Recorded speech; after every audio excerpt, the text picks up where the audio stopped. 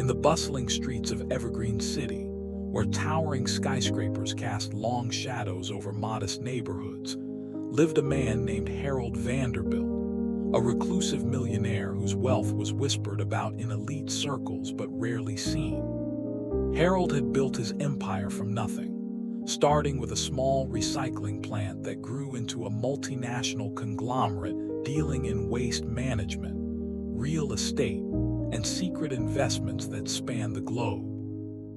Now in his late 70s, with silver hair that he kept neatly trimmed and a sharp mind that outwitted competitors half his age, Harold faced his greatest challenge yet: ensuring his legacy passed to worthy hands. His only son, Edward, had married a woman named Sophia 3 years ago, and while Edward adored her, Harold harbored doubts. Sophia came from a middle-class background, ambitious and charming, but Harold sensed something off, a glint of opportunism in her eyes during family dinners, a subtle disdain for the simpler things in life. To test her true character, Harold devised a plan so audacious it could only come from a man who'd spent decades turning trash into treasure. He would disguise himself as a garbage-collecting woman named Mabel, infiltrate their lives, and observe Sophia up close without her suspecting a thing.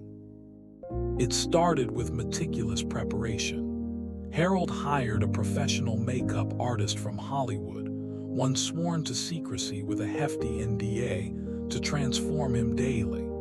Prosthetics softened his jawline, added wrinkles that aged him further, and a wig of scraggly gray hair completed the look. He chose women's clothing: baggy overalls, a faded apron, gloves stained with imaginary grime, to add an extra layer of invisibility.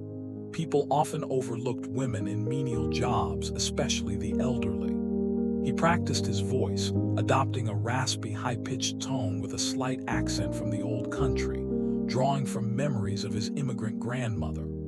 For authenticity, he even shadowed real garbage collectors, learning their roots, their lingo, the way they hefted bins with weary efficiency.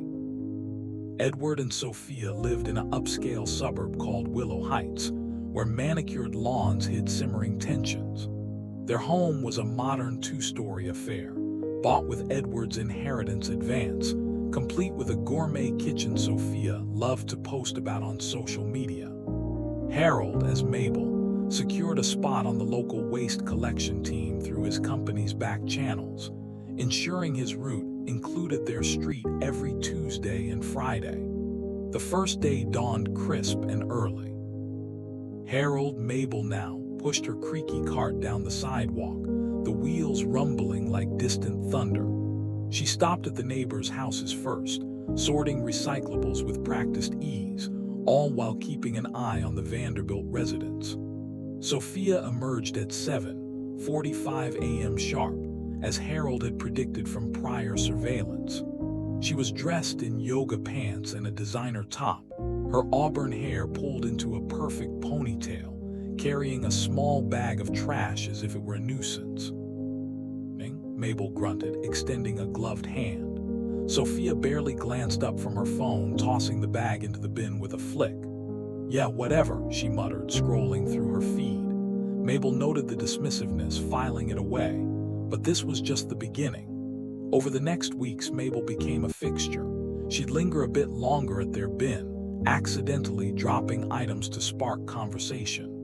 One Tuesday, as rain drizzled, Mabel feigned a slip, spilling recyclables across the driveway. Sophia, rushing out for her Pilates class, sighed dramatically. "Oh great, now this." But to Harold's surprise, she bent down to help pick up a few cans, though her nose wrinkled in disgust.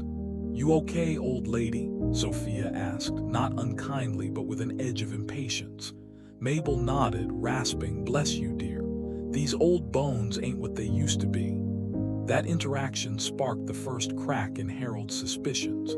Perhaps Sophia had a heart after all.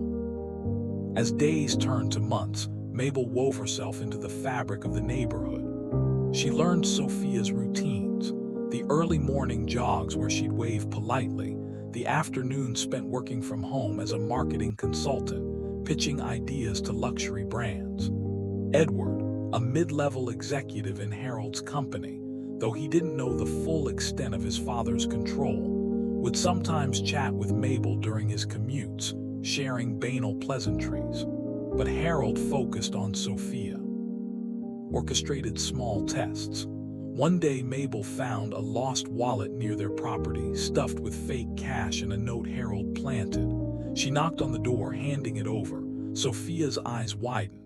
"Wow, thanks, I didn't even know it was missing." She pocketed it without offering a reward, but later that evening, through a hidden camera Harold had installed in Mabel's cart disguised as a reflector, he saw her counting the money greedily.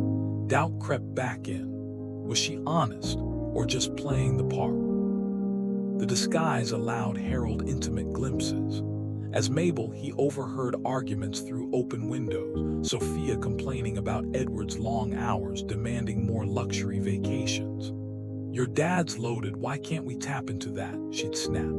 Edward would defend Harold, saying, "He's testing us, Soph, we have to prove ourselves." Harold's heart ached. His son was loyal, but Sophia's words stung. Yet there were tender moments too. One Friday, Mabel arrived during a storm, soaked to the bone. Sophia, seeing her struggle, invited her in for coffee. "Can't have you catching pneumonia," she said, pouring a mug. They talked about life hardships. Mabel shared fabricated stories of a hard-knock past, and Sophia opened up about her own struggles growing up poor, her drive to succeed. "I just want the best for my family," Sophia confessed. Harold, sipping the coffee, felt a pang of empathy. Was his test fair, or was he the one being judgmental? But then came the escalation. Harold decided to deepen the deception. As Mabel, he befriended Sophia, offering advice on budgeting during casual chats. Sophia surprisingly listened, even sharing financial woes, debts from her business ventures. Harold planted seeds. "Ever thought about investing in recycling? Big money there." Sophia laughed it off, but Harold noticed her researching it later via public Wi-Fi logs he accessed through his tech team. The test intensified when Harold faked an injury. Mabel tripped on their curb, crying out in pain. Sophia rushed out, helping her up, calling an ambulance. At the hospital, where Harold's contacts ensured no deep checks, Sophia visited, bringing flowers. "You're like family now," she said. Harold was touched but suspicious. Was it genuine, or did she smell opportunity? Back home, he reviewed footage, Sophia telling Edward, "That poor woman, we should help her more." Edward agreed, but Sophia added, "Maybe she knows people in the industry." Greed. Or ambition. As Chapter 1 unfolded, Harold's double life strained him. Mornings as Mabel, afternoons as the tycoon in his penthouse, reviewing reports. He confided in no one, not even his trusted aide. The neighborhood buzzed with stories of the kind garbage lady, and Sophia began inviting Mabel to small gatherings. At one barbecue, Mabel overheard Sophia plotting with a friend. "If I play my cards right, Edward's inheritance is mine." Harold's blood boiled. But was it out of context? The chapter built to a climax when Harold orchestrated the ultimate test. As Mabel, he revealed a hidden treasure in the trash, an antique watch found in a bin worth thousands. He offered it to Sophia as a gift for her kindness. Her reaction would seal her fate. Sophia's eyes lit up, but she hesitated. "No, Mabel, you keep it. Sell it, better your life." Harold was stunned. Genuine or clever? As the sun set on that day, Harold pondered, the disguise weighing heavier. Little did he know, Sophia had her own secrets brewing, ones that would flip the script entirely. The revelation hit Harold like a ton of bricks as he peeled off the Mabel disguise in his secret lair, a converted warehouse on the city's outskirts, filled with costumes, gadgets, and surveillance screens. Sophia had refused the watch, but hidden cameras caught her later, researching its value online, her fingers flying across the keyboard with calculated interest. Was it curiosity or cunning? Harold couldn't shake the unease. In Chapter 2, the stakes skyrocketed. Harold decided to push further, integrating Mabel deeper into their lives. He had Mabel confess to Sophia about being homeless, spinning a tale of lost fortunes and bad luck. Sophia, moved, or so it seemed, offered Mabel a part-time job cleaning their home. "It's the least I can do," she said, eyes sparkling with what Harold hoped was compassion. As Mabel, Harold accepted, now spending hours inside their house, dusting shelves while eavesdropping on private moments.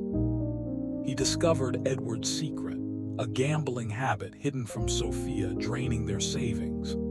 "Dad would kill me if he knew," Edward muttered during a phone call.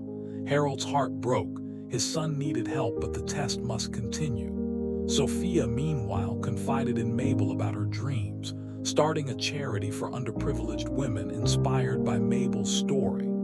"You've shown me strength," Sophia said, hugging the disguised Harold. He felt guilt gnaw at him. Perhaps he'd misjudged her. But then the twist. Harold uncovered Sophia's affair. Through Mabel's planted bugs, he heard hushed calls to a man named Victor, a slick investor. "Once I get the old man's money, we can run away," Sophia whispered. Betrayal. Harold raged internally, but as Mabel, he played sympathetic, probing gently. "Trouble in paradise, dear." Sophia broke down, admitting the marriage was a means to an end, but claiming she loved Edward deep down. Lies or complexity? The deception unraveled when Edward confronted Sophia about missing money. In the heat, Sophia blamed that nosy garbage woman, suspecting Mabel of theft. Harold panicked. Had he been sloppy? A chase ensued, Mabel fleeing the scene, but really Harold rushing to his lair. Sophia hired a spy, digging into Mabel's background. Harold countered with fake records, but the noose tightened. In a dramatic showdown during a family dinner Harold attended as himself, first time in months, Sophia hinted at suspicions. "Met this odd woman. Reminds me of you, Harold." His pulse raced. The climax built. Harold staged Mabel's disappearance, leaving a note accusing Sophia of cruelty. Chaos erupted. Edward defended his wife. Sophia feigned innocence. But in the shadows, Harold watched as Sophia confessed everything to Edward. The affair was a ruse to pressure him into claiming inheritance, but she truly wanted to build a life inspired by Mabel's resilience. Redemption. Harold revealed himself in a tearful confrontation, shedding the disguise before them. "I tested you, but you tested me more." Forgiveness flowed, bonds strengthened. The family united, with Sophia starting her charity funded by Harold. In the end, the millionaire learned that true worth isn't in wealth, but in the heart's capacity for change.